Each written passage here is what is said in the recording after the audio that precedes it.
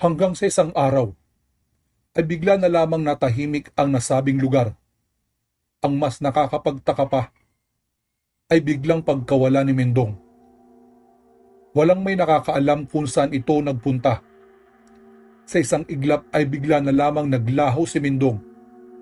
Ngunit kahit na biglaan siyang nawala, ay hindi pa rin maalis sa mga tao ang pangamba at takot na baka muling bumalik si Mendong at muling magkalat ng lagim.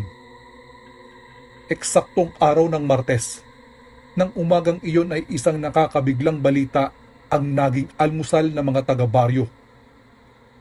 Animoy kasing bilis ng kidlat na kumalat ang balitang may natagpo ang bangkay sa tabi ng ilog.